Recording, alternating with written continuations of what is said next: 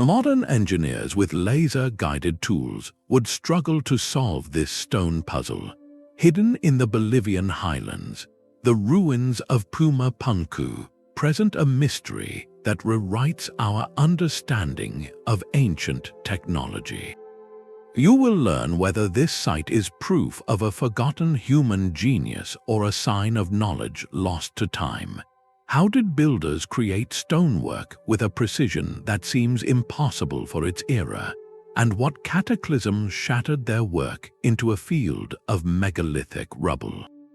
Archaeologist Arthur Posnansky suggested its story might stretch back over 17,000 years, a claim that shakes the foundations of history itself. We will examine the mind-boggling evidence, separate rigorous science from bold speculation, and attempt to unlock a secret preserved in andesite and sandstone. What does a civilization choose to build when it aims for immortality? The Altiplano stretches out, a vast brown and green plain cradled by distant snow-capped peaks. This is where the mystery begins. You are standing at over 12,000 feet above sea level, where the air is thin and the wind carries a permanent chill. It is a landscape that feels both majestic and profoundly inhospitable. Here, the ruins of the ancient Tiwanaku city complex rise from the earth, and within it lies the enigma of Puma Punku. The name itself is a clue, translating from the local Aymara language as the door of the Puma, but you will not find a grand gateway or an intact temple. Instead, you walk across a field of monumental rubble, a chaotic sprawl of stone that defies immediate understanding. These are not simple boulders, they are precisely shaped blocks of andesite, a stone harder than granite, and elegant slabs of red sandstone, many weighing 100 tons or more. They lie scattered like the pieces of a colossal, intricate puzzle dropped from a great height. The visual impact is one of both awe and profound disruption. It feels less like a ruin that slowly crumbled and more like a place that met a sudden, violent end. This site was the work of the Tiwanaku culture, a civilization that flourished on these high plains roughly from the year 500 to 1000 of the Common Era. They were master engineers of their environment, creating raised field agriculture to farm this tough land and building impressive ceremonial centers. Yet, when you look closely at the stones of Puma Punku, a tension emerges. The level of stonework precision appears, to many eyes, to be a staggering leap beyond what we typically associate with that era and place.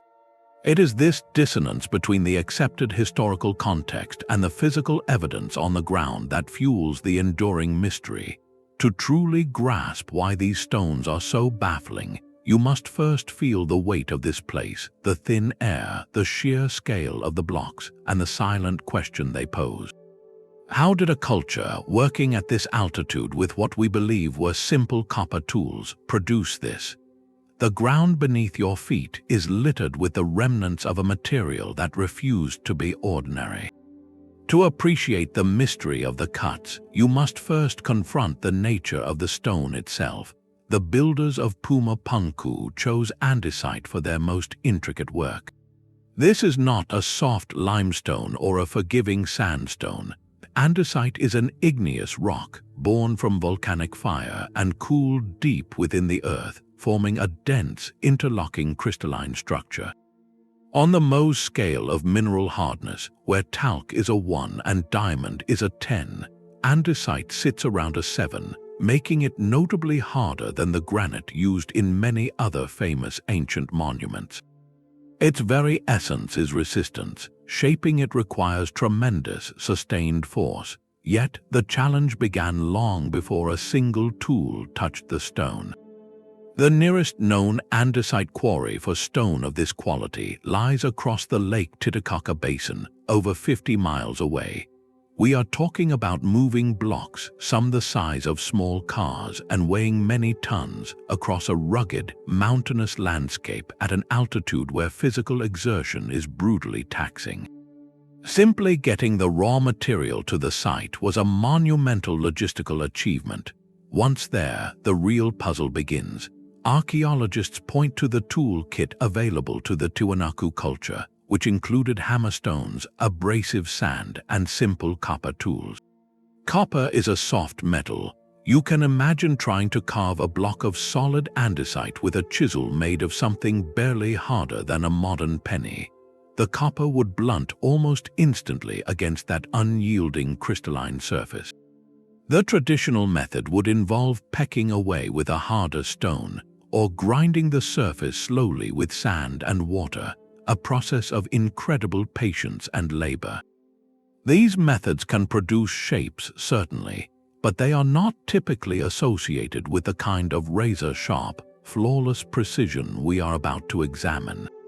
The inherent toughness of andesite sets a very high bar. It means every smooth face, every perfect right angle, every intricate channel carved into this stone represents an expenditure of energy and a mastery of technique that seems to strain against the limits of the assumed technology.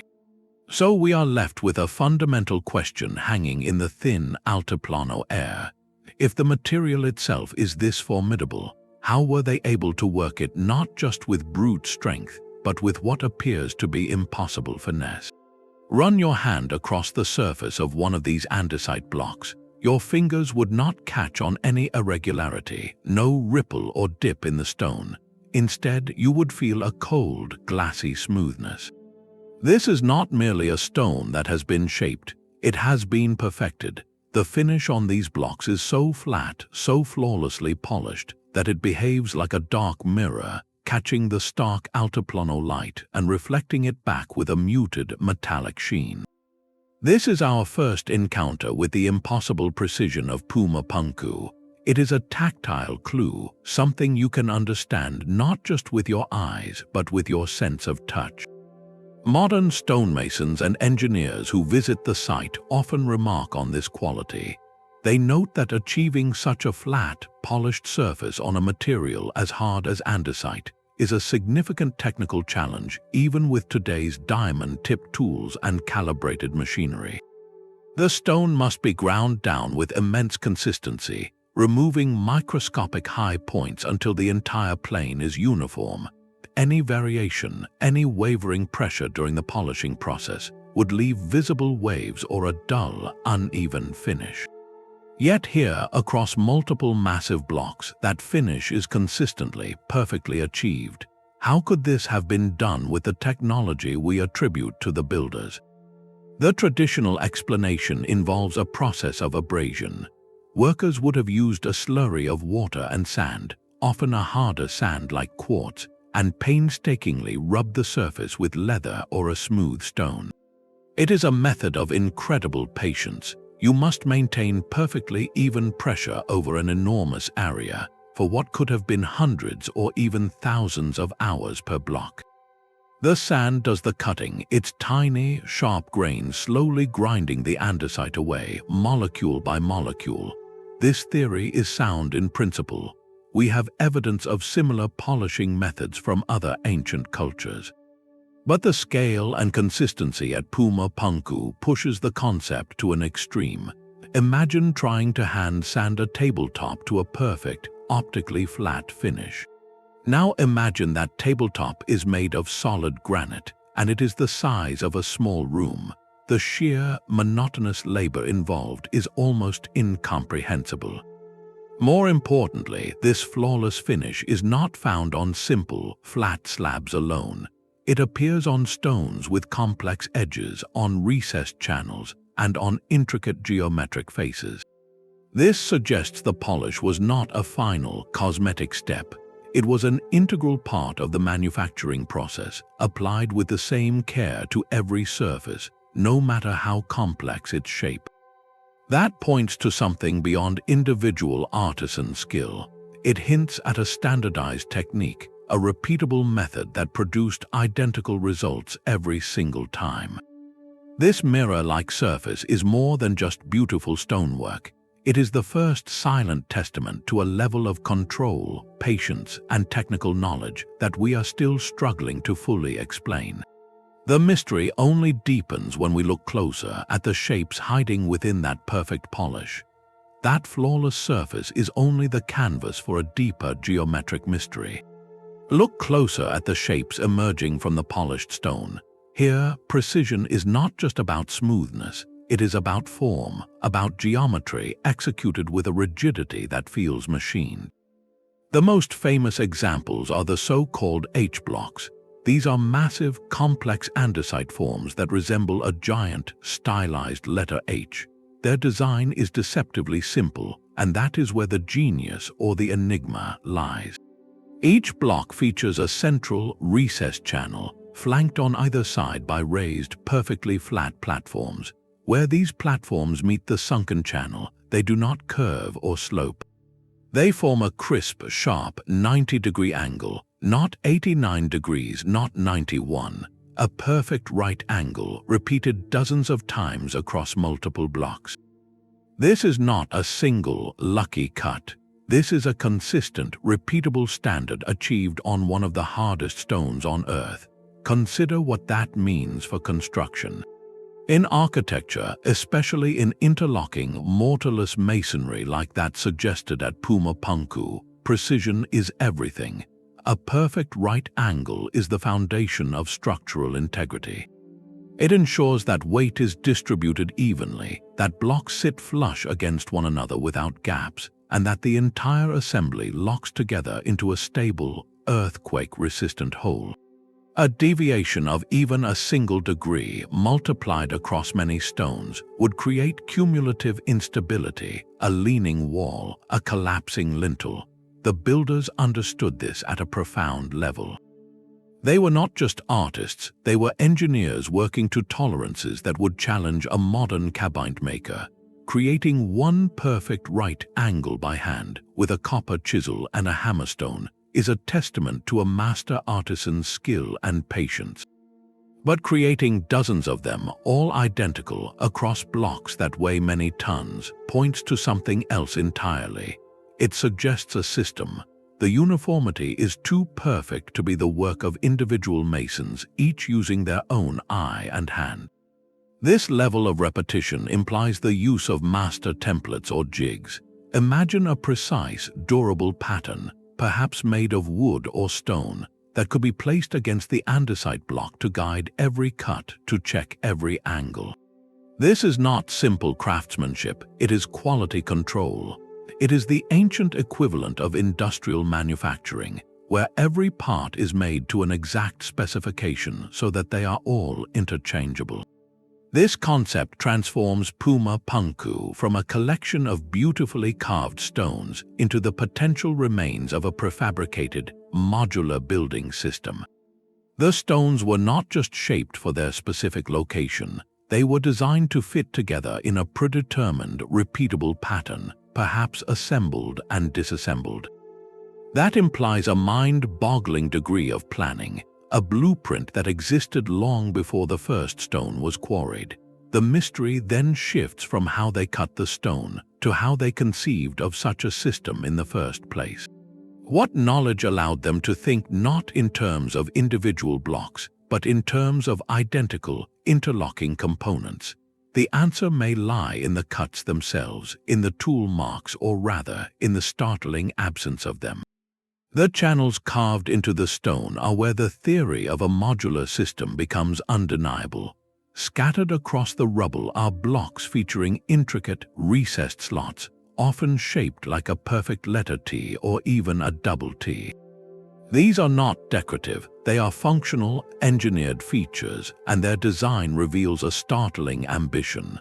These channels were not carved after the blocks were placed. They were precision-milled into the stone before assembly, designed to accept eye-shaped metal clamps, likely made of a copper alloy. The clamp would sit snugly within the T-slot, its arms locked under the stone's lip, binding two adjacent blocks together with incredible strength. This is advanced anti-seismic engineering, a way to make a structure flex and move as one unit during the frequent earthquakes of the Altiplano without coming apart. But the true marvel is not the concept, it is the execution. Each channel across dozens of different blocks is identical, The depth is uniform, the width is consistent. The angles of the T are sharp and repeatable. This means that any clamp manufactured to a single specification would fit perfectly into any matching channel on any block in the complex. You are looking at the ancient world's version of a standardized connector, like a USB port or a Lego brick. This level of uniformity transforms these stones from individual sculptures into components. It tells us the builders were not creating a one-of-a-kind monument stone by stone. They were manufacturing a kit of parts. Imagine a warehouse filled with these andesite blocks, each pre-cut with these identical T-slots, waiting to be assembled according to a master plan. A worker would not need to be a master stonemason to fit them together. They would simply follow the blueprint, knowing that every piece was made to the same exacting tolerance. This concept of mass-produced, interchangeable parts is a cornerstone of modern industry. We associate it with the assembly lines of the 19th and 20th centuries. To see it implied in stonework that may be over 1,000 years old is profoundly disorienting. It suggests a society that had moved beyond artisan-led construction into the realm of systematic engineering and project management on an almost industrial scale. The question then becomes not just how they cut the stone, but how they maintained such perfect consistency across an entire building project.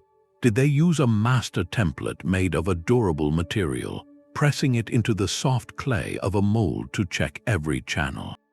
Or was there a machine, a primitive but effective milling apparatus powered by water or human force that could guide a cutting tool along a fixed path?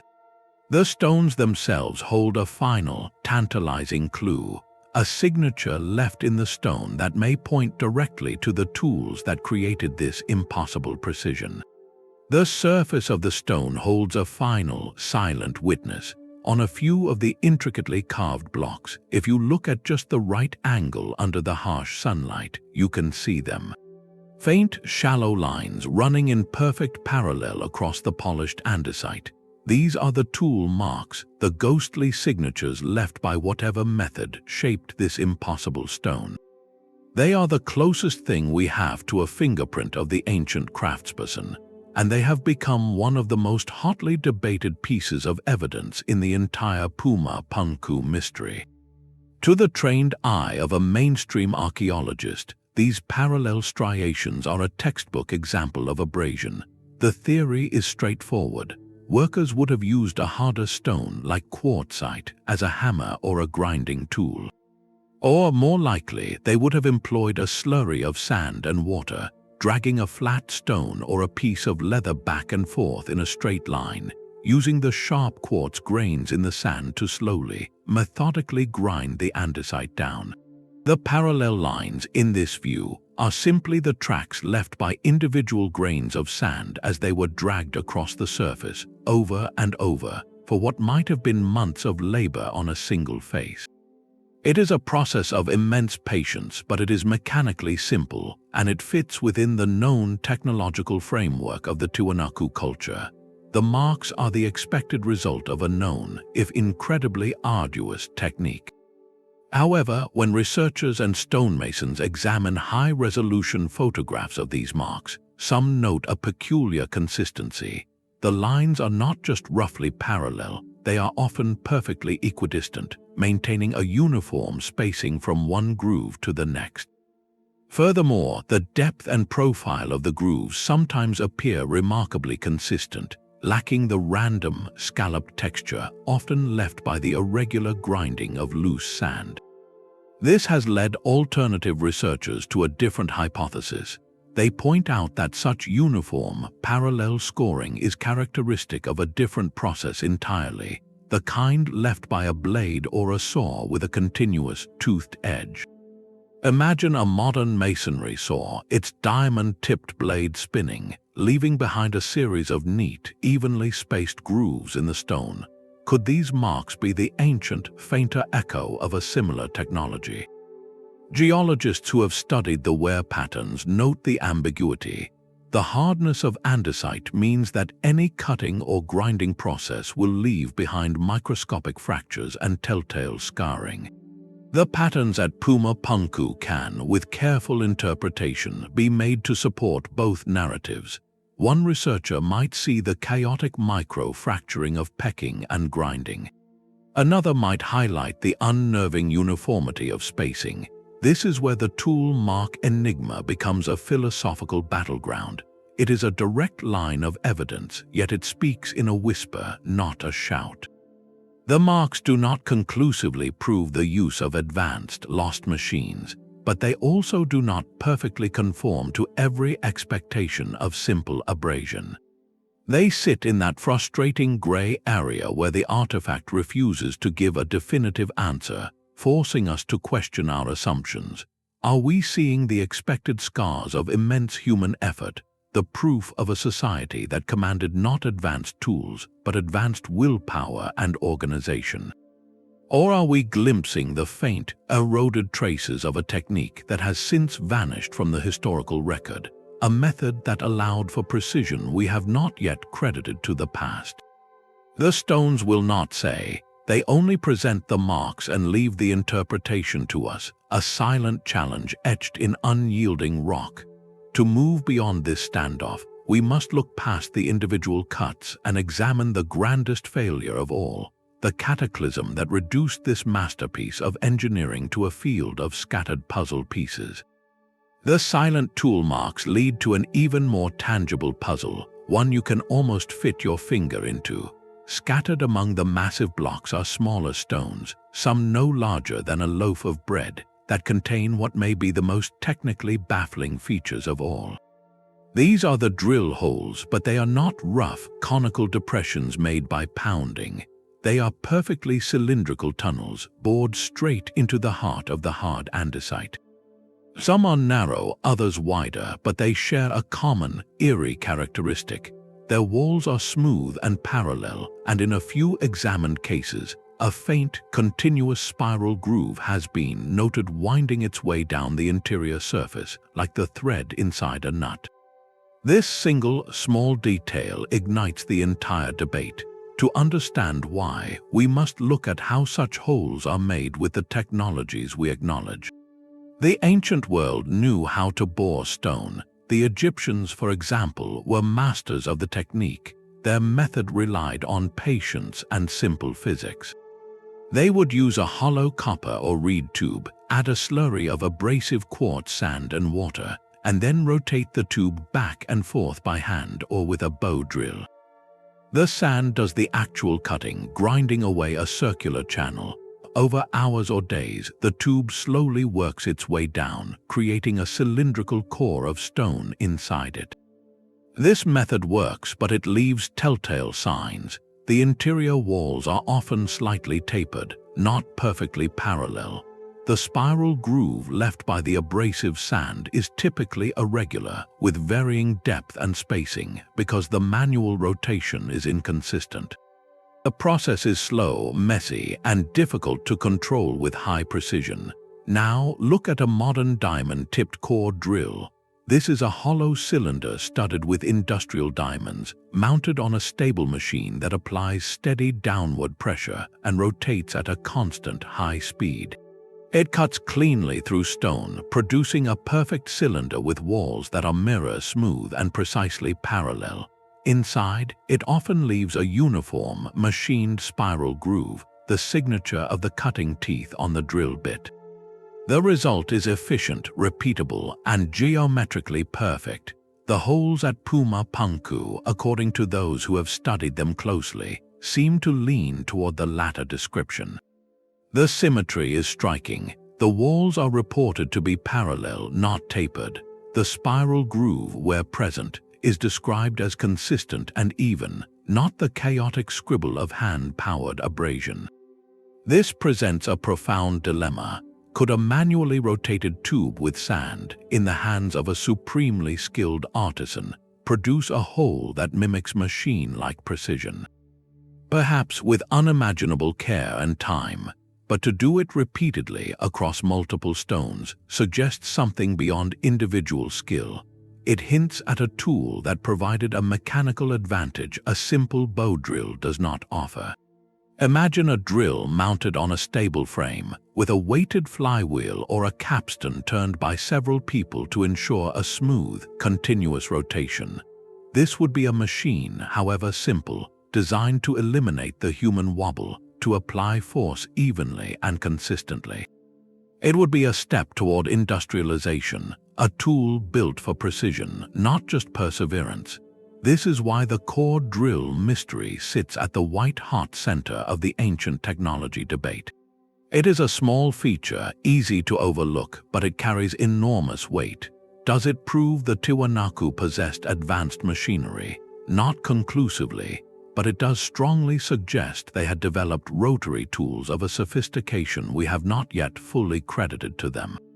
They may have solved the problem of precision not with magic or lost science, but with brilliant, pragmatic engineering, creating mechanical aids that amplified human effort into geometric perfection. The hole is not just a void in the stone, it is a window into a workshop we can scarcely envision, where the line between ancient craft and early industry becomes beautifully, frustratingly blurred. And if their tools were this capable, what cataclysm could possibly have been powerful enough to shatter everything they built with them?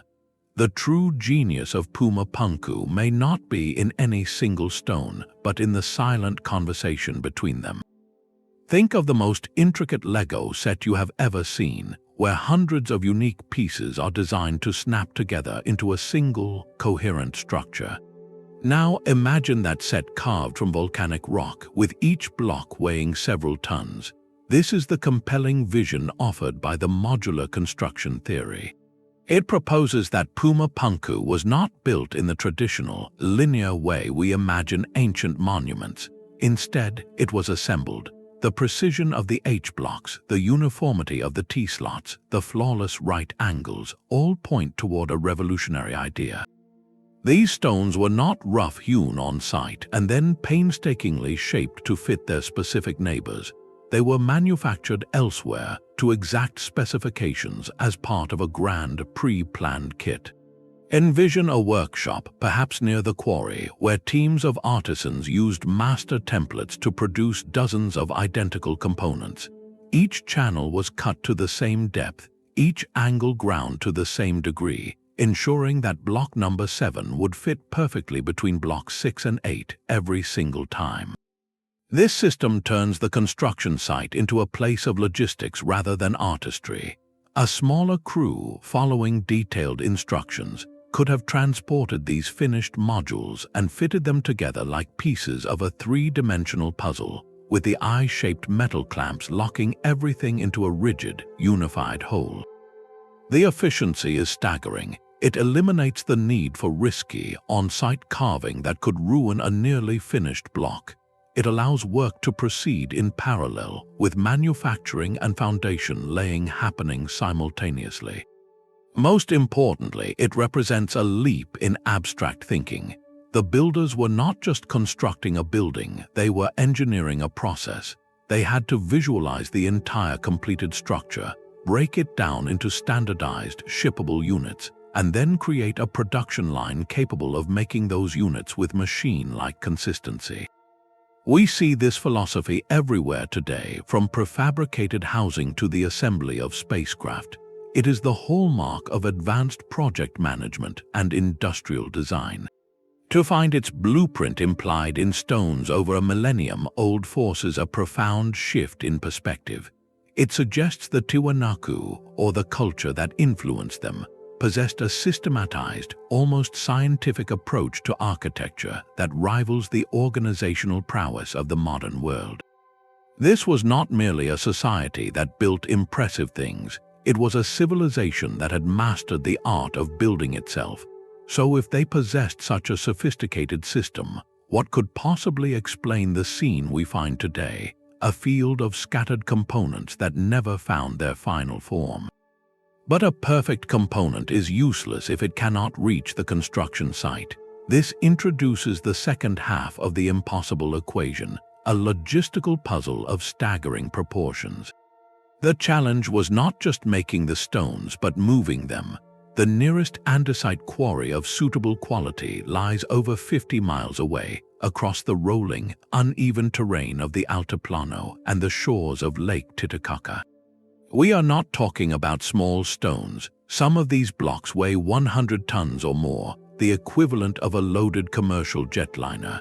Transporting a single one of these monoliths across 50 miles of rugged, high-altitude landscape, where the thin air saps strength and every foot of elevation is a battle, seems like a task from myth. Mainstream archaeology offers a plausible, if daunting, toolkit for how it might have been done.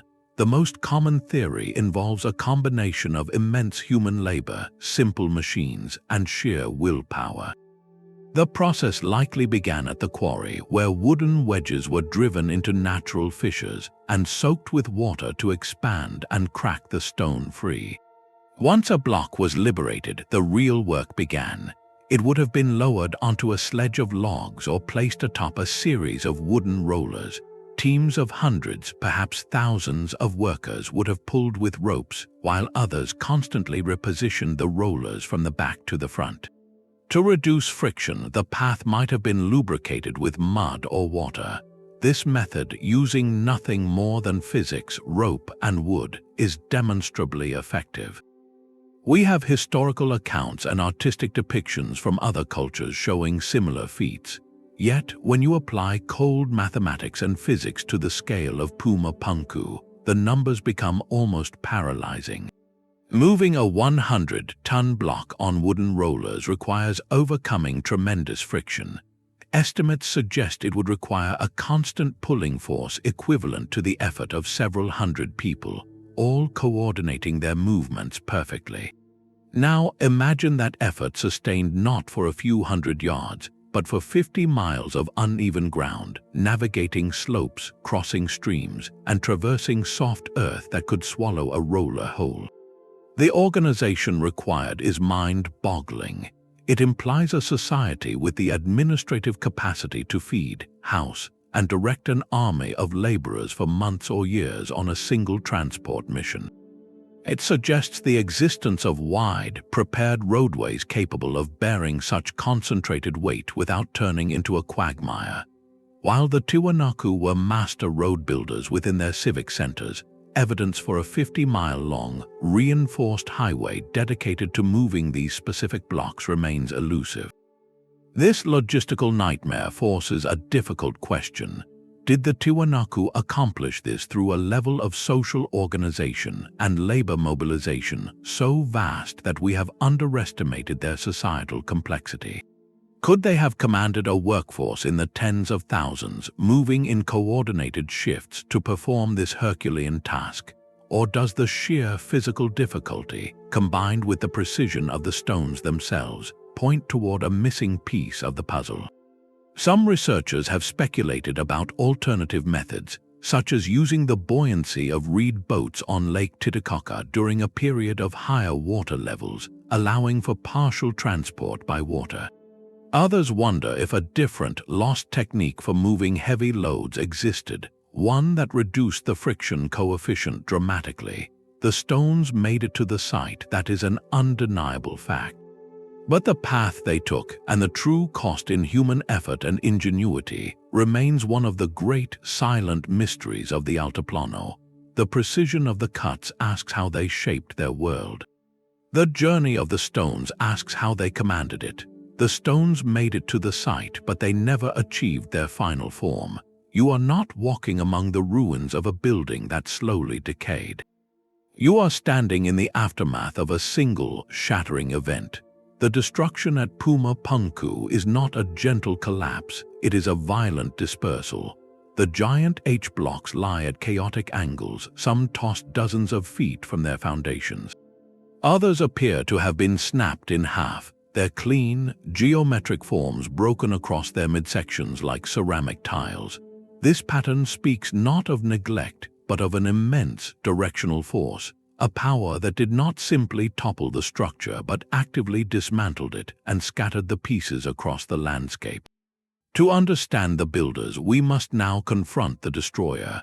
What could have unleashed such energy on this high plateau, and when did this catastrophe strike?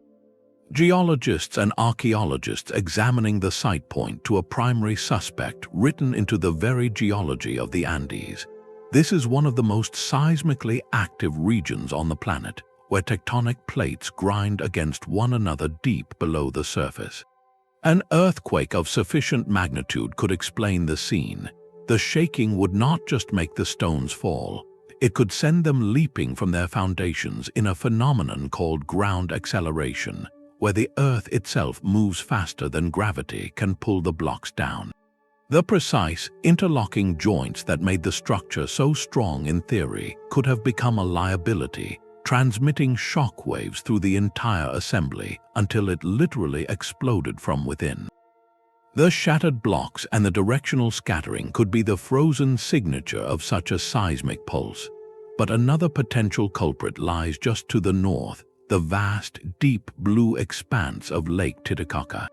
Evidence from sediment cores and ancient shoreline markers suggests the lake's water level has fluctuated dramatically over the millennia. Some researchers propose a cataclysmic flood event, perhaps triggered by a massive landslide into the lake from the surrounding mountains, which could have sent a towering wall of water crashing across the Puma Punku site. The force of such a tsunami, even at this altitude, would be unimaginable, capable of plucking multi-ton blocks from their settings and hurling them inland. This theory finds some support in local indigenous legends that speak of a great flood that once engulfed the world. Establishing a timeline for this disaster is where science and mystery collide. The traditional archaeological date for the Tiwanaku culture's peak and decline places their collapse around the year 1000 of the Common Era, likely due to a prolonged drought that crippled their agriculture. If Puma Punku was built by them, its destruction would logically fall within this period. However, the sheer scale of the ruin and the peculiar nature of the stonework have led some, like the early 20th century archaeologist Arthur Posnansky, to propose a far older timeline. He argued that the site's alignment with certain stars suggested an origin over 17,000 years ago, which would place its destruction in a prehistoric cataclysm long before the Tiwanaku ever arrived. Modern techniques like carbon dating of organic material found in the soil layers beneath the stones, or analysis of the patina and weathering on the blocks themselves, have yet to provide a definitive, unanimous answer. The challenge is separating the moment of construction from the moment of destruction, which could be centuries or even millennia apart. Was Puma Punku a vibrant, functioning complex for generations before it fell, or was it shattered soon after completion, its grand design never fully realized? The answer to that question changes everything. It determines whether the precision we marvel at was a technology that flourished and then was lost over time, or a single, brilliant flash of genius that was extinguished almost immediately by forces beyond human control. The ruins do not just ask how this was built, but why it was stopped. The precision we see does not have to be a mystery lost to time. It can also be a story of human triumph, meticulously reconstructed by modern archaeologists who study the tools left behind. The mainstream view, supported by decades of excavation and analysis, places Puma Punku firmly within the world of the Tiwanaku Empire, a civilization that flourished on the Altiplano between the years 500 and 1000 of the Common Era. In this framework, the stones are not evidence of a forgotten super technology, but of a forgotten super craftsmanship. Archaeologists like Alexei Vranish have dedicated their careers to understanding this culture not through speculation, but through experiment. They ask a simple, powerful question: can we recreate this work using only what we know the Tiwanaku had? The answer, painstakingly achieved, is a cautious yes. Teams have taken blocks of similar andesite and, using replicas of stone hammers, simple copper chisels, and abrasive sand mixed with water, have managed to carve precise channels and smooth surfaces. The process is agonizingly slow. It is a battle of attrition where the stone is not so much cut as it is persuaded, grain by microscopic grain over countless hours. One experiment might take a skilled worker months to produce a single small component. This is the core of the Orthodox argument. It asserts that what we perceive as impossible precision is actually the product of something else entirely, unlimited patience. It reframes the mystery from how could they do this to what kind of society could afford to do this. The answer points to a highly organized theocratic state with a stratified class of specialist artisans. These were not laborers, they were lifetime craftsmen, perhaps even revered as priests of a sort, who passed their refined techniques down through generations within families or guilds. Their knowledge was a living library, a cumulative tradition where each master added a slight improvement in technique, a better understanding of the stone's fracture points, a more efficient polishing method. The flawless surfaces and perfect angles were not achieved in a single lifetime, but over centuries of dedicated practice. The social organization required is its own marvel. To support these artisans, the Tiwanaku needed a stable agricultural surplus to feed them, a political system to protect and direct them, and a profound cultural or religious motivation to justify dedicating so much collective energy to a single site. Puma Punku, in this view, was likely a ceremonial center of immense spiritual importance, a place where the precision of the stonework was an act of devotion, a physical prayer meant to honor the gods or embody cosmic order. The modular construction becomes not an industrial process, but a liturgical one, where each identical block reinforces a sacred geometry. This perspective offers a grounded, human-scale explanation. It removes the need for unknown tools or outside influences, and instead celebrates the Tiwanaku as master innovators within their own technological context. It suggests that the true wonder of Puma Punku is not a machine, but a mindset, a cultural commitment to perfection that could bend even the hardest stone to its will through the sheer, sustained force of human purpose. Yet even the most dedicated craftsmanship must exist within the bounds of time. The stones themselves do not bear a date, and this silence has allowed for a radically different story to take root, one that stretches the timeline of human civilization to a breaking point. This alternative narrative finds its most famous champion in a man named Arthur Posnansky, an Austrian-born engineer and adventurer who studied the site in the early 1900s. Posnansky was captivated not just by the stonework, but by the orientation of the ruins. He conducted meticulous surveys and proposed a hypothesis that would forever alter the conversation around Puma Punku. He argued that the main platform was not aligned to the cardinal directions as we know them today, but was instead oriented to an ancient solstice sunrise from a different epoch. His calculations pointed to a specific moment in Earth's long astronomical dance, a time when the tilt of our planet's axis was slightly different. This wobble, known as the obliquity of the ecliptic, changes very slowly over a cycle of about 41,000 years. By comparing the site's alignment to this known cycle, Posnansky arrived at a staggering conclusion. He believed Puma Punku was designed to align with the heavens as they appeared not 1,000, but over 17,000 years ago. This was not just an older date, it was a prehistoric one, placing the construction of this advanced stone complex in an era when mainstream archaeology tells us humans were nomadic hunter-gatherers, just beginning to emerge from the last ice age. The implications were, and remain, revolutionary.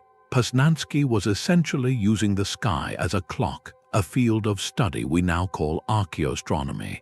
The principle is sound in theory. Ancient cultures around the world, from Stonehenge to the pyramids of Giza, did carefully align their monuments to celestial events. If you can precisely measure the alignment of a structure and account for the slow, predictable changes in Earth's orientation over millennia, you can potentially date its original construction. It is a beautiful, almost poetic idea that a building can encode its own birthday in the stars. However, the scientific community has largely rejected Posnansky's specific calculations. Critics point to several critical flaws. First, the ruins of Puma Punku are too damaged. Determining the original, intended orientation of a single wall with the precision required for such dating is extremely difficult when the site is a field of scattered blocks. Which stone exactly marks the true baseline? Second, and more decisively, other forms of evidence strongly contradict this ancient timeline.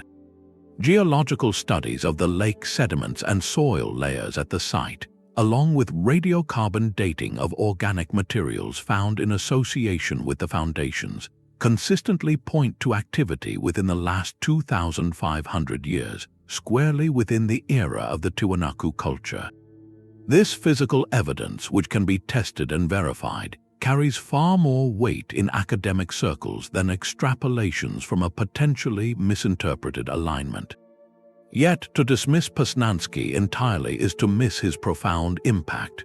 Regardless of the accuracy of his math, he planted an intellectual seed that has grown into the entire field of alternative ancient history. He was the first to look at the impossible precision of the stones and dare to ask, what if our timeline is wrong? What if human achievement on this scale is far older than we dare to believe? His work provided a seemingly scientific foundation for all the theories that followed, from lost civilizations to forgotten technologies. He framed Puma Punku not as a marvel of a known culture, but as a relic from a forgotten age, a message in stone waiting for a future generation to understand its true language. In doing so, he ensured the mystery would never be confined to archaeology alone, but would forever spark the imagination of anyone who wonders what secrets our past might still hold. The idea of a forgotten human genius is not the only explanation vying for attention. There is another story, one that steps beyond the boundaries of Earth itself. When the precision of the stonework seems to defy every known tool of its era, some minds leap to a more cosmic conclusion. This is the ancient astronaut hypothesis, a theory made famous by authors like Erich von Däniken. It suggests the builders of Puma Punku did not develop this technology on their own. Instead, they received it. According to this view, the modular design, the machined surfaces, and the logistical triumph of moving 100-ton blocks are not products of human ingenuity, but gifts from extraterrestrial visitors. These beings, perhaps perceived as gods, provided the advanced knowledge or even the physical tools needed to shape the Andes. Proponents of this idea often turn to the living memory of the place, the oral traditions of the local Aymara people. Their myths speak of a time when their ancestors were aided by celestial beings. Some stories tell of gods who built the magnificent structures of Tiwanaku in a single night, a feat that echoes the almost otherworldly efficiency implied by the prefabricated stone blocks. The theory weaves together the physical enigma and the mythological record into a single, compelling narrative of contact. It is crucial to state clearly that this perspective exists outside the realm of mainstream archaeology and science, which demand evidence that can be tested and verified. No physical artifact at Puma Punku, no residue on the stones, provides conclusive proof of otherworldly intervention. Yet, to dismiss the ancient astronaut theory as mere fantasy is to miss its deeper significance. It functions less as a historical claim and more as a cultural symptom, a mirror held up to our own modern confusion. When faced with an artifact that so stubbornly resists our conventional explanations, the human imagination naturally seeks a source of power equal to the mystery. If we cannot believe our ancestors were capable of this, then the capability must have come from somewhere else, from someone infinitely more advanced. The theory, in its own way, highlights the profound awe the site inspires. It is a testament to just how far the stones of Puma Punku push us, forcing questions that challenge not just our understanding of technology, but our very conception of human potential. Whether you see it as a literal blueprint from the stars or a metaphor for lost knowledge, the ancient astronaut hypothesis underscores one undeniable truth. This place makes us wonder, and sometimes to wonder is to look to the heavens for answers we cannot yet find on Earth. Science offers a way to listen to the stones without breaking them. To move beyond the realm of speculation and into the domain of evidence, researchers have begun to employ the tools of the 21st century, turning modern material science on this ancient enigma. This is not about proving or disproving any single theory, but about gathering a new kind of testimony, one measured in microns and reflectance. While comprehensive, non-destructive testing at the site itself is often limited by preservation concerns and logistics, careful examinations have yielded fascinating clues. Geologists can analyze the microscopic wear patterns on the stone's surface. Under high-powered magnification, the story of its shaping becomes clearer.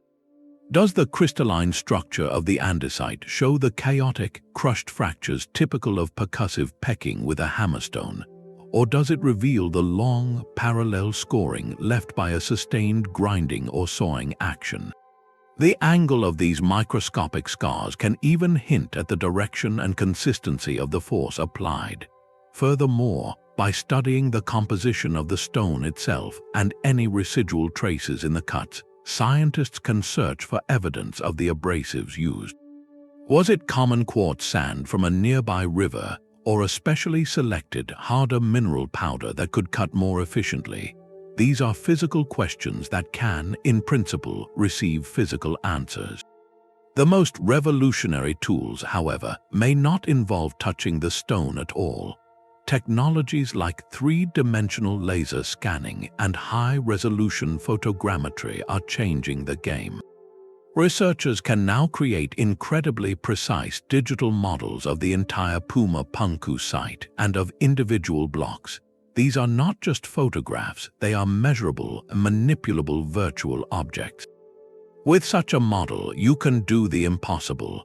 You can virtually reassemble the scattered rubble, testing how the modular pieces might have fit together. More importantly, you can analyze the geometry with a computer's perfect eye. You can measure every angle, every plane, every channel to tolerances of a fraction of a millimeter. This allows for an objective assessment of the precision we keep describing. Are those right angles truly perfect, or do they deviate by a degree or two? A variance invisible to the human eye but meaningful to an engineer.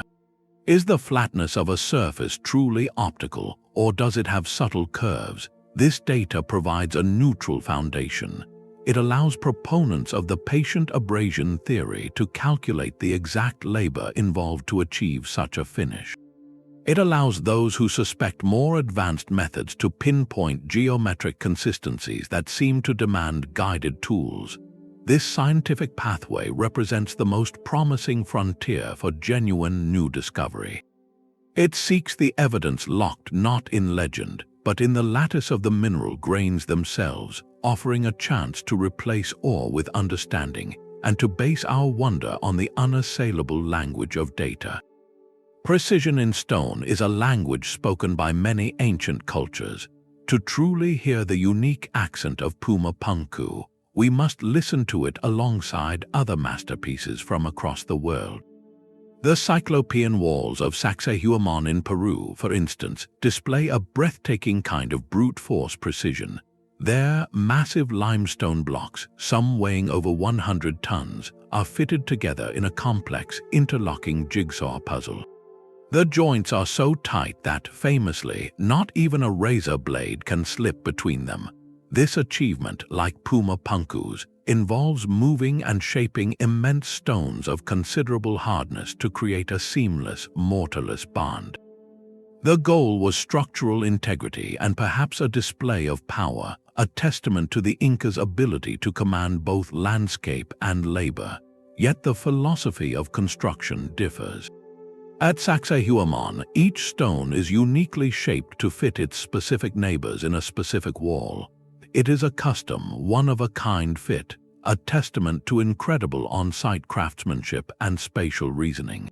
Turn now to the Serapeum of Saqqara in Egypt. Here, in underground tunnels, rest gargantuan sarcophagi carved from single blocks of granite, each weighing an estimated 70 tons.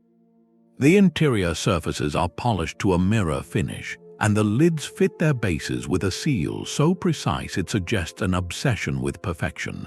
This work on hard stone, with flawless surfaces and tight tolerances, echoes the sensory experience of Puma Punku's andesite. The difference lies in purpose and form. The sarcophagi are monolithic containers, their precision focused on creating an impeccable, sealed volume. They are not designed to interconnect with other identical pieces. Across the Mediterranean, the polygonal walls of Mycenae in Greece present another variation.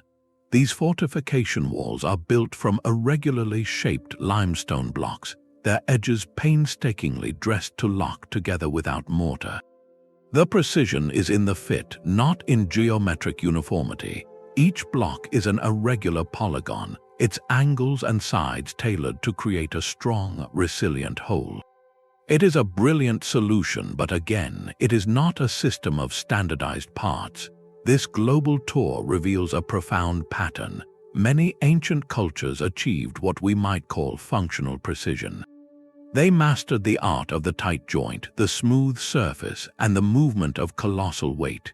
They did so for common reasons: to ensure stability, to honor the divine, or to project authority. Their triumphs were born from generations of accumulated craft knowledge, immense social organization, and patient, relentless labor. Puma Punku shares this family of achievement, yet it introduces a distinct and disruptive idea. Its precision is not merely functional, it is systematic. The H blocks and T slots are not custom-fitted pieces, they are components. The right angles are not just strong, they are interchangeable. This points toward a different kind of thinking, one that valued repeatability and modular assembly as much as the final, fitted form. It is the difference between a tailor meticulously hand-stitching a bespoke suit and a factory producing a line of clothing where every size 34 sleeve fits every size 34 jacket. Both result in a fine garment, but the underlying process and philosophy are worlds apart. So is Puma Punku unique. In its specific manifestation of geometric, prefabricated architecture in such hard stone, the answer appears to be yes. This does not mean its builders were alien or possessed tools of magic. It suggests they may have faced a unique set of challenges or held a unique cultural priority that pushed them to innovate a construction philosophy we see less clearly elsewhere. Perhaps the frequent seismic activity of the Altiplano demanded a building system that could flex as a unified whole, leading to the clamp and channel design. Or perhaps their cosmology was deeply rooted in geometric ideals, making the repetition of perfect forms a sacred act in itself. What this comparative lens ultimately provides is calibration. It tempers our wonder with context, showing that human ingenuity has repeatedly conquered stone in astonishing ways. Puma Punku's genius may not be an isolated mystery, but a particularly brilliant and focused expression of a universal human drive to build things that last, using the best tools and ideas their world could provide. That modular system of construction speaks of a mind that thought in blueprints and logistics.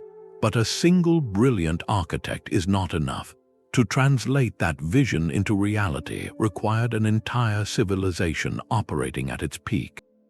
The stones of Puma Punku, therefore, are not just artifacts of engineering, they are fossils of a society. They silently testify to the immense social machinery that must have existed to support their creation. Let us perform a thought experiment. What kind of world builds Puma Punku? First, you need planners. This demands more than simple counting. It requires advanced mathematics and a standardized system of measurement. Someone had to calculate the volumes of stone needed, the angles for interlocking joints, the precise depth of the T-slots to accept a metal clamp. This implies a class of literate or numerate specialists, engineers and architects who could work from abstract designs. Then you need organizers. A project of this scale is a symphony of coordination.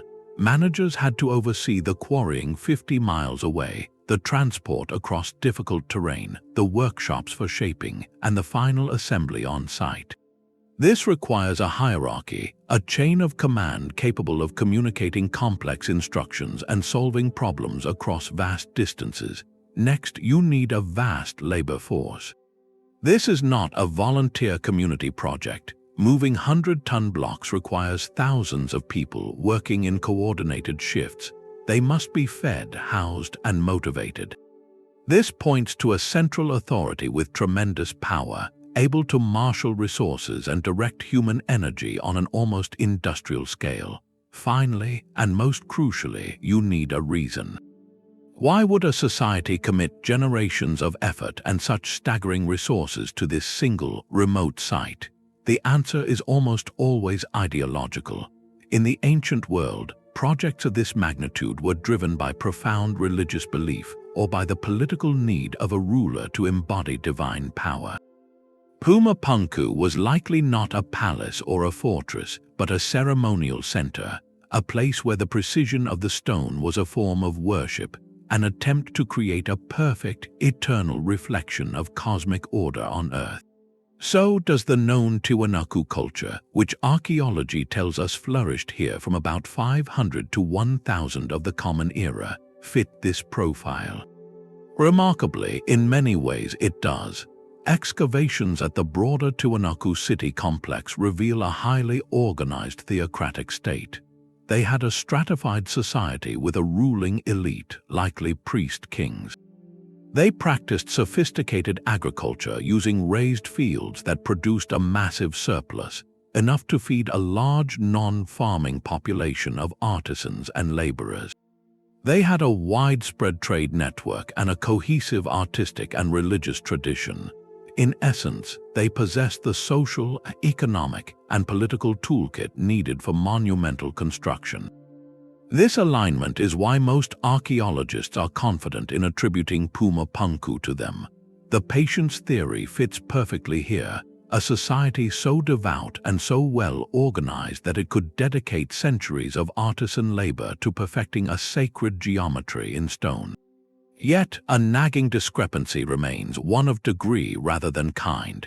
The sheer precision and the modular, almost industrial design philosophy of Puma Punku feel like a quantum leap beyond the other, still impressive stonework found at the main Tiwanaku temples.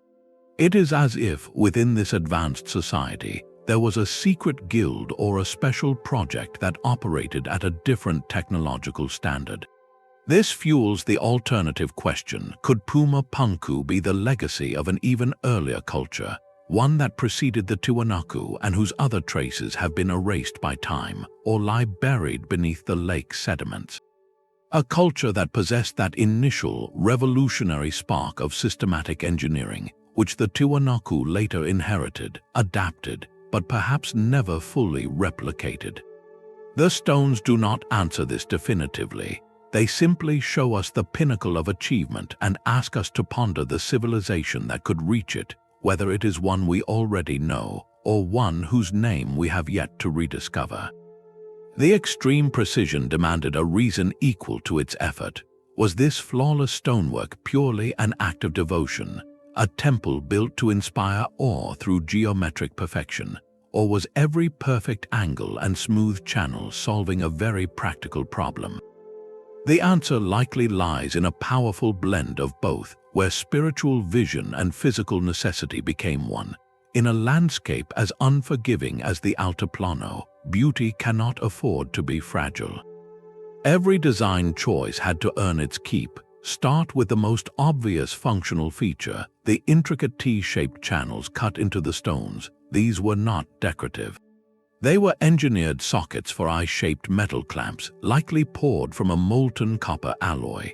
When two blocks were positioned together, the clamp would be fitted into the aligned channels, its arms locking under the lips of the stone. Once the metal cooled and contracted, it would pull the blocks together with tremendous force, creating a unified bond far stronger than mortar. This is brilliant seismic engineering. The Altiplano sits atop a tectonic battleground, shaken by frequent earthquakes. A rigid stone structure would crack and collapse under such stress, but a structure bound by these metal clamps would have flexibility.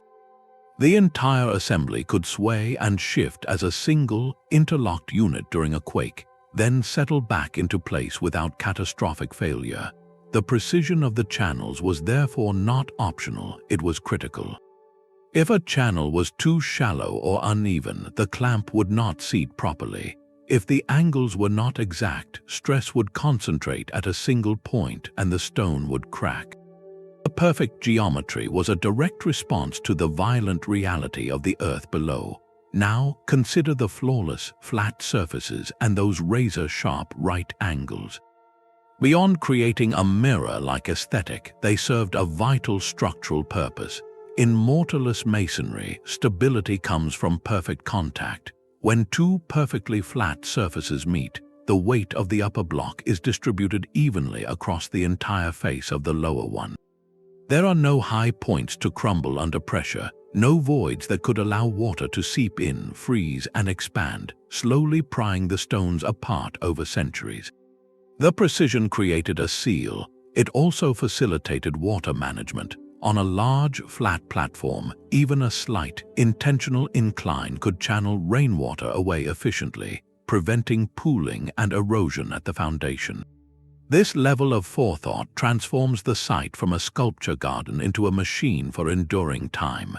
Yet, to reduce it all to mere engineering feels incomplete. For the builders, the functional and the sacred were almost certainly intertwined. Achieving this level of perfection in stone might have been a spiritual imperative, a way to mirror the flawless order they perceived in the cosmos. The precise alignments of the walls, potentially to solstice sunrises or specific stars, suggest an astronomical function, turning the entire complex into a giant calendar or observatory. In this view, the precision had a dual purpose. It ensured the structure would stand for generations to witness the celestial cycles, and it physically embodied the harmonic principles of the universe it was built to study. More speculative theories, of course, venture further. Could the flat, reflective surfaces have served to focus sunlight for ceremonial purposes, or to create specific acoustic effects? The idea of the site as a form of platform or docking area stems from this same line of inquiry, searching for a function dramatic enough to justify the means. While these remain hypotheses, they highlight a central truth. When we ask why they built with such precision, we are really asking what they valued enough to spend generations perfecting. The evidence points to a civilization that saw no distinction between a building that lasts 1,000 years and a prayer carved in stone. Their precision was the tool that served both masters, creating a legacy meant to withstand both the tremors of the earth and the slow erosion of time itself. A modern stonemason stands before a block of andesite, a replica hammerstone in hand. This is where theory meets rock. The most compelling way to test the mystery of Puma Punku is not with more speculation, but with action to try and build it again. Around the world, dedicated researchers and skilled artisans have taken on this challenge, attempting to replicate the site's precision using only the tools and materials we believe the Tiwanaku possessed. Their workshops have become laboratories of the ancient world, and their results are a crucial, tangible piece of the puzzle. One famous experiment involved a team using stone hammers and simple copper chisels to carve a channel into a block of hard granite, a close relative of andesite. The process was a brutal lesson in patience. The soft copper chisels blunted almost immediately, requiring constant resharpening. The stone hammer blows sent jarring vibrations up the workers' arms. Progress was measured not in inches per hour, but in millimeters per day. After weeks of sustained effort, they produced a clean, straight channel.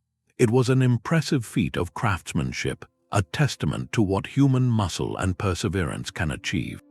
Yet a subtle but critical gap remained. The channel's walls, while straight, were not perfectly parallel.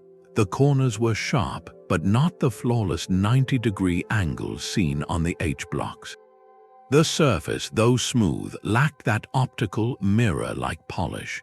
The modern replica was recognizably similar, a convincing ancient artifact in its own right, but it was not an identical twin. It existed in the same family, but not with the same seemingly machined pedigree. These experiments are invaluable because they define the boundaries of the possible. They prove conclusively that skilled artisans can shape incredibly hard stone with simple tools. They validate the core archaeological premise that such work does not, strictly speaking, require alien technology or lost super science. The gap they reveal is not one of kind but of degree and scale. An artisan can, with immense time and care, produce one near-perfect component, but Puma Punku presents not one component but hundreds. The challenge shifts from proving a single block can be made to explaining how an entire society standardized that process to produce a city's worth of identical parts. This is where the replication experiments cast their most interesting light. They force us to confront the difference between artisan production and industrial production. A single master craftsperson working for a year might create one perfect andesite block, but to build Puma Punku, you would need an army of such masters, all working with the same unwavering standard for generations, and a logistical system to feed and support them. The experiments show the physical method is plausible, but they also highlight the staggering social and economic engine required to make it happen on the scale the ruins demand. This keeps the central debate vibrantly alive. One side looks at the replicated channel and says, "See, it can be done with known tools, just add more time and people." The other looks at the same channel, notes its slight imperfections compared to the ancient original, and asks, if this is the best we can do today with focused effort, how did they achieve even greater precision across an entire complex, and where did they find the centuries of dedicated labor? The stones of Puma Punku thus present a dual mystery, one of technique and one of societal will. The modern craftsman, sweating over a single block, has answered part of the first. The scattered field of ancient rubble continues to question whether we have fully understood the second. Perhaps the solution to cutting stone lies not in a tool, but in a temperature. The harsh altiplano environment, which seems like an obstacle, may have been the builder's greatest ally. If copper tools and sand abrasion struggle to explain the sheer efficiency and precision, could the Tiwanaku have mastered a different kind of physics, one that turned the elements themselves into a cutting machine? Some researchers look at the deep cold of Andean nights and the powerful sun of its days and see a potential workshop. This leads to a fascinating category of alternative shaping theories, methods that rely on thermal or hydrological forces rather than brute mechanical force. One compelling hypothesis involves the power of ice. In a region where temperatures plummet below freezing, water becomes a potent wedge. The theory suggests that artisans could have carved shallow guide channels or drilled a line of small holes along a desired cut line. They would then repeatedly fill these fissures with water at dusk. As night fell, the water would freeze. Ice expands with tremendous, relentless force, approximately 9% by volume, slowly but surely prying the stone apart along the predetermined path. By morning, they could clear the ice and fractured rock, refill the channel, and let the cycle repeat.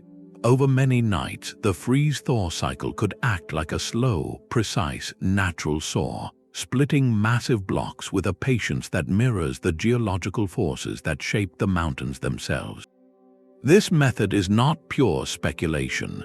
We know that the principle of thermal fracturing was understood in other ancient contexts, such as in quarrying, where fires were set against rock and then doused with water to cause spalling. The use of controlled freezing would be a more refined, more controllable version of the same idea, harnessing the predictable expansion of ice to do the hard work of initial block division. Another theory looks to chemistry and heat. Certain plants native to the Andes produce acidic saps. Could these juices, applied over time to a scored line on the andesite, have accelerated weathering, softening the stone just enough to make precise grinding more efficient? Or consider thermal shock from heated stones. Placing a very hot stone heated in a fire directly against a cold, damp andesite surface might cause localized fracturing or micro-cracking, creating a weakened zone that could be more easily worked. These methods are creative attempts to solve the tool mark Enigma by leveraging the local environment in sophisticated, almost alchemical ways. They propose a kind of elemental engineering where the builders were not just fighting their surroundings, but collaborating with them, using water, ice, and temperature as partners in the shaping process. While direct archaeological evidence for these specific techniques at Puma Punku remains elusive, their value is profound. They expand our imagination of what ancient innovation might have looked like.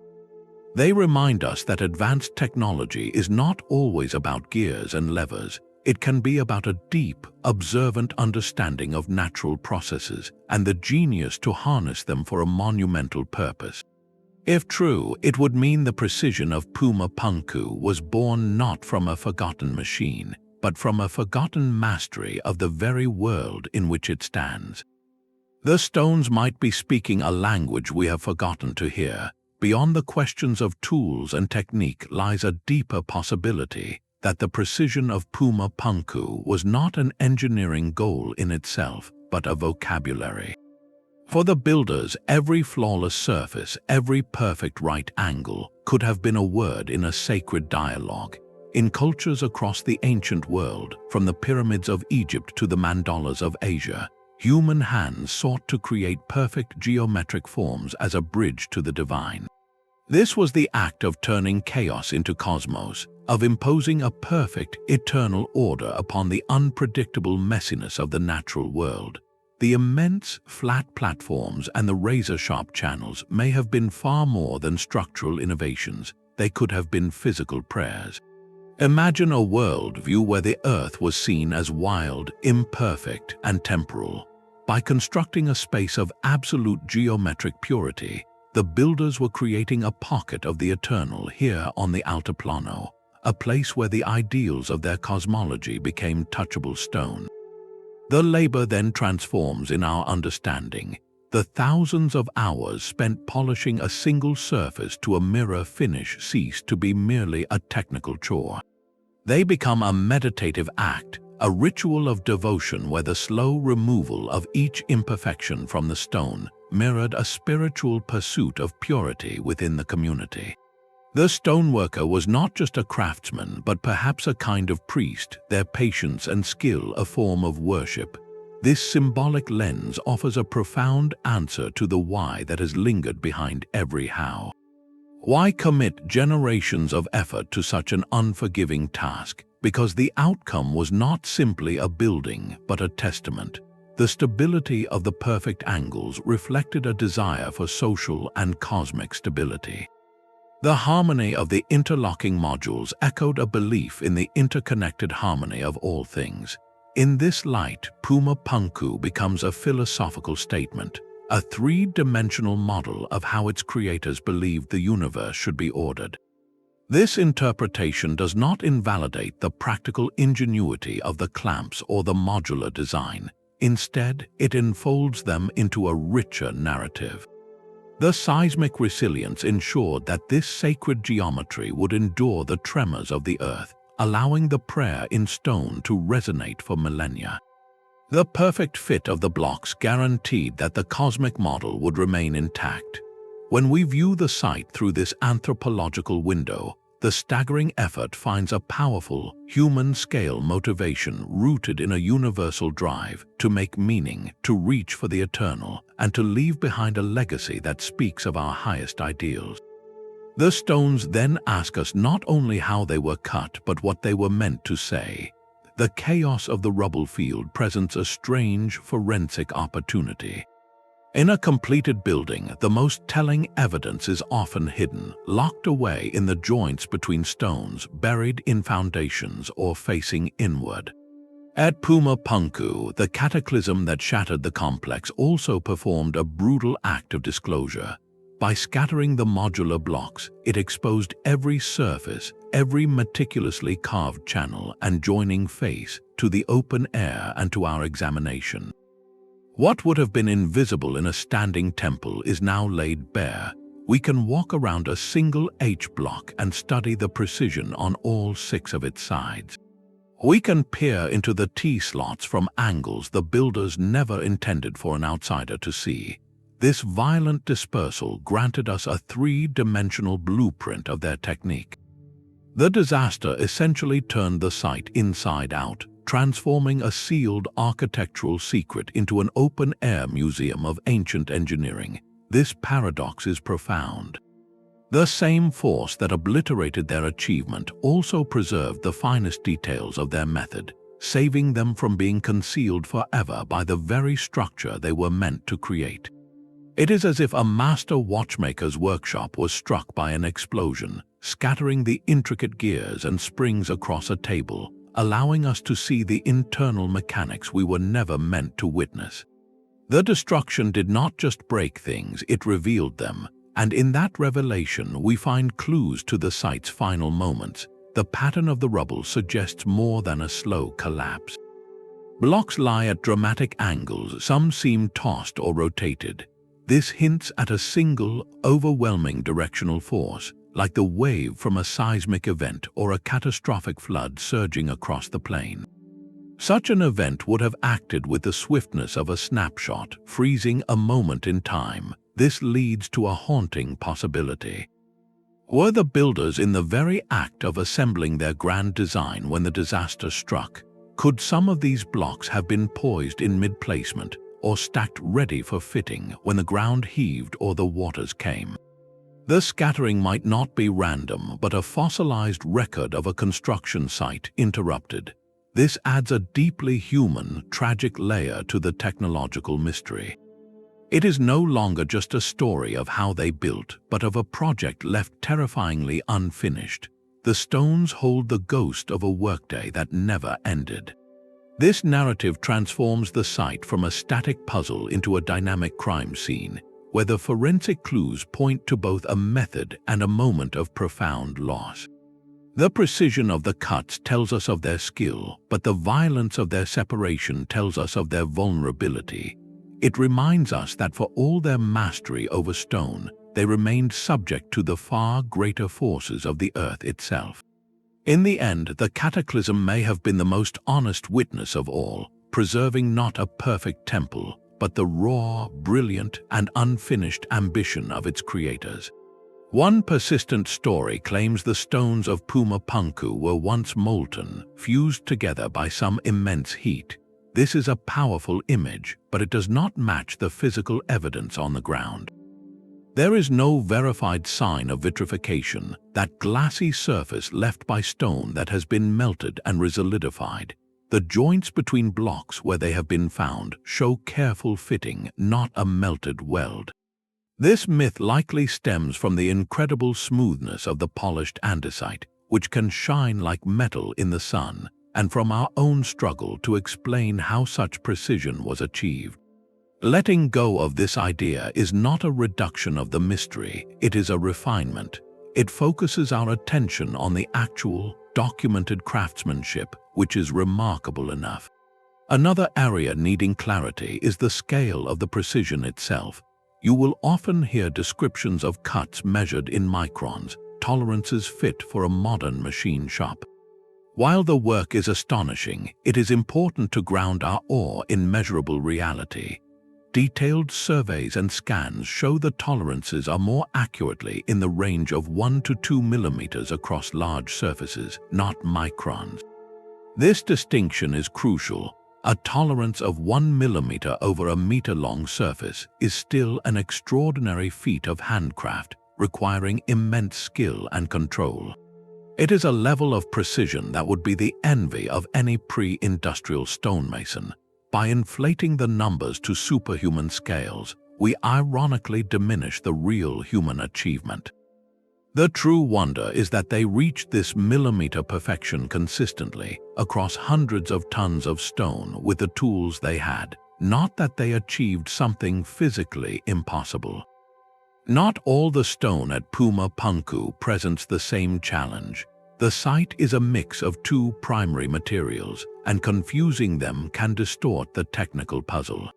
The most famous, intricate components, like the H-blocks with their complex channels, are made from the notoriously hard andesite. This is the stone that defies copper tools. However, the builders also used large quantities of red sandstone for massive platforms and slabs. Sandstone is a sedimentary rock, significantly softer and more granular than andesite. It can be shaped more readily with stone tools and abrasives. Conflating the two materials, or assuming every block is made of the harder stone, creates a misleading picture. It suggests a uniform, impossible difficulty.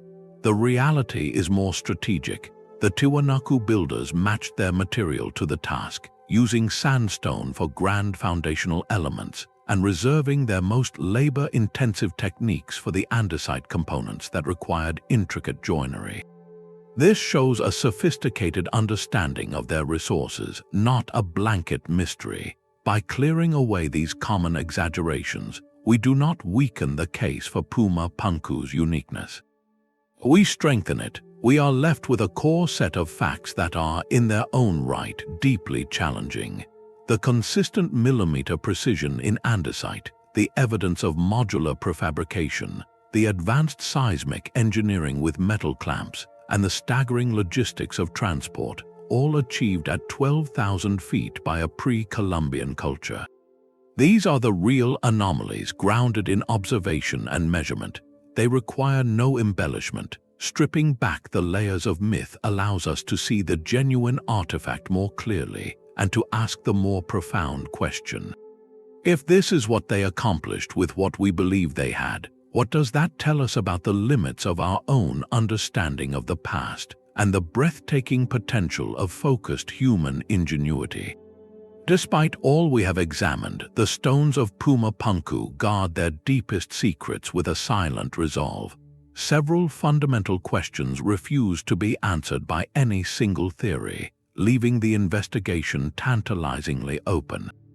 First, the exact method for creating those core drill-like holes remains a point of fierce debate. Were they the product of a simple bow drill wielded with inhuman patience, or does the uniformity of their spiral groove point to a stabilized, mechanical apparatus we have yet to fully envision?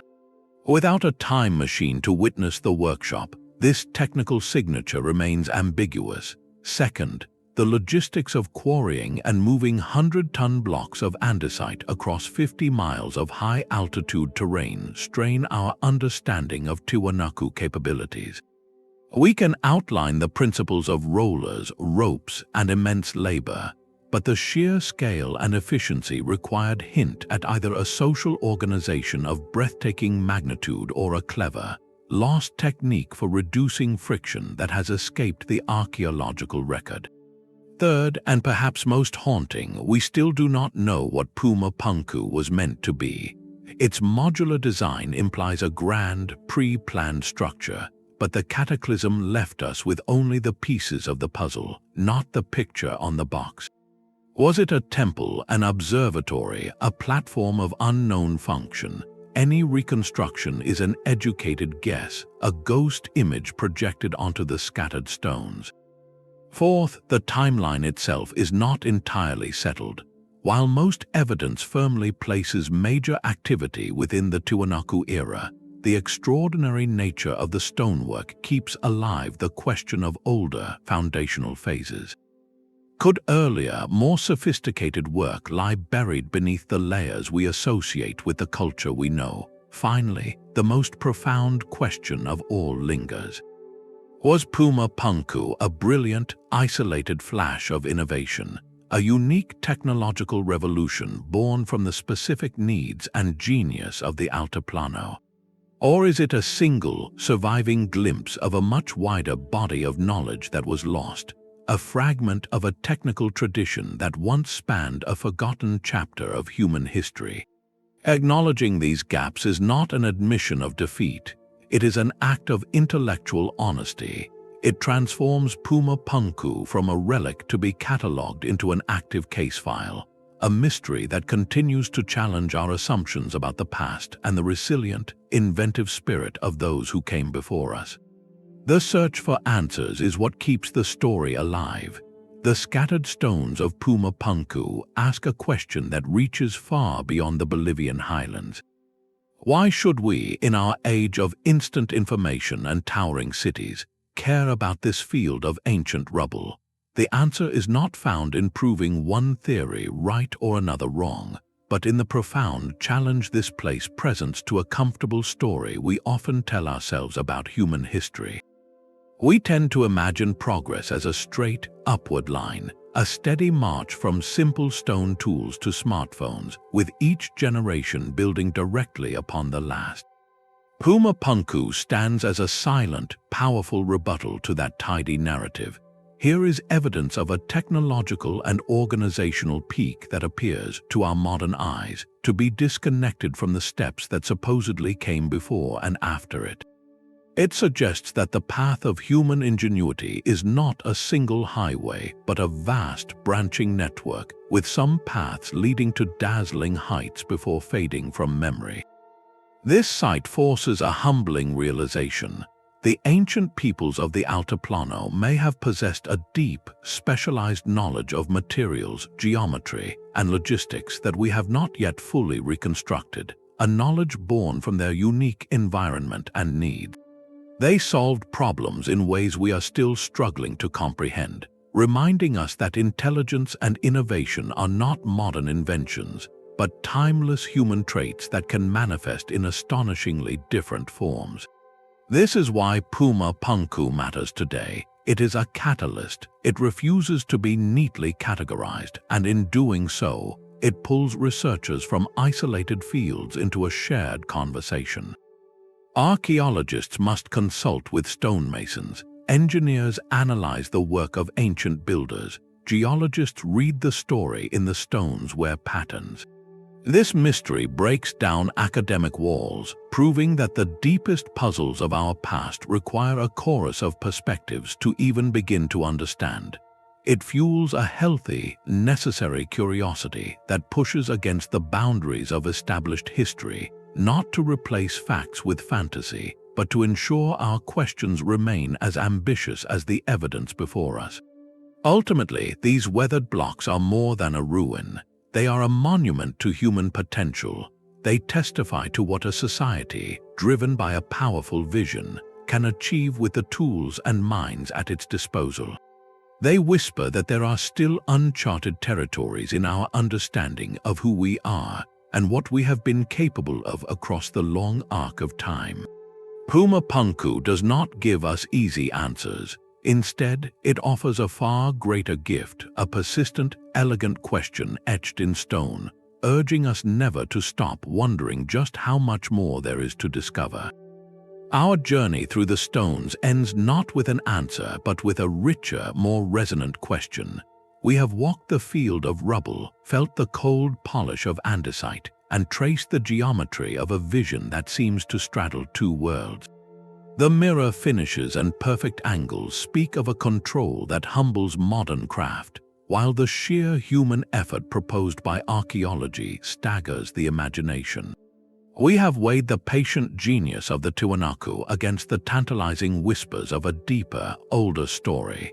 The truth is, Puma Punku refuses to be owned by any single narrative. It stands as a monument to the limits of our certainty, a beautiful interruption in the story we tell ourselves about the past. As thinkers like the late Graham Hancock proposed, such places may be fingerprints of a forgotten human epoch, clues to a chapter ripped from our history books. Whether you see the hand of a lost civilization, the peak of indigenous genius, or something in between, the site achieves something remarkable. It changes you. It asks you to look at the ancient world not as a linear progression, but as a vast, unexplored landscape of potential. Let this exploration be a beginning. We encourage you to follow your curiosity, to research the many dedicated scholars and explorers who study this enigma.